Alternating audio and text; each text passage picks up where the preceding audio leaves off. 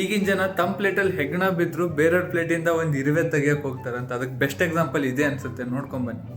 ಒಂದು ಬರೀ ಕಾಮಿಡಿ ಮಾತ್ರ ತೋರಿಸ್ತಾ ಇರೋದ್ರಿಂದ ಜನ ಏನ್ ಅನ್ಕೊಂಡ್ಬಿಟ್ಟಿದ್ರೆ ಒಂದು ಕಾಮಿಡಿ ಕಾಮಿಡಿ ಕಾಮಿಡಿ ಅಂತ. ಆದ್ರೆ ಅವನಷ್ಟು ಗಲೀಜು ಕೊಳಕ ಕಳ್ಳ ನನ್ನ ಲೈಫಲ್ಲೇ ನೋಡಿ. ಇಲ್ಲಿ ಕ್ಲೀನ್ ಇರಲ್ಲ, ಕಚ್ಚಡ, ಏನೇನೋ ಕಾಂಪ್ಲಿಮೆಂಟ್ಸ್ ಕೊಟ್ರು.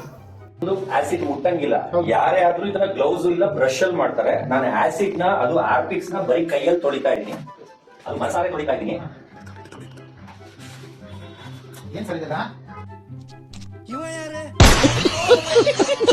ಬಾತ್ರೂಮ್ ಕ್ಲೀನಿಂಗ್ ನ ಇಷ್ಟಪಟ್ಟು ಮಾಡ್ತಿರೋದು ಫಸ್ಟ್ ವ್ಯಕ್ತಿ ನಾನು ನೋಡ್ತಿರೋದು. ಏನೋ ಬಿಗ್ ಬಾಸ್ ಮನೇಲೆ ಮಾಡಿದ್ರೆ ಬಾತ್ರೂಮ್ ಕ್ಲೀನ್ ಮಾಡ್ಕೊಂಡು ಫೈನಲ್ ವರ್ಗು ಬರ್ತಿದ್ರೇನು, ಬಟ್ ಅಲ್ಲಿ ಯಾಕೆ ತೋರಿಸಲಿಲ್ಲ ಸರ್ ನಿಮ್ ಟ್ಯಾಲೆಂಟ್ ನ? Emotional damage. ಇವ್ರ ಕ್ಲೀನಿನೆಸ್ ಮತ್ತೆ ಆ ಡೆಡಿಕೇಶನ್ ನನಗೆ ಎಷ್ಟು ಚೀಪ್ ಅನಿಸ್ಬಿಡ್ತು ಅಂದ್ರೆ ನಿಮ್ಮ ಬಗ್ಗೆ ನಿಮ್ಗೆ ಏನ್ ಅನಿಸ್ತು ಅಂತ ಕಮೆಂಟ್ ಮಾಡಿ.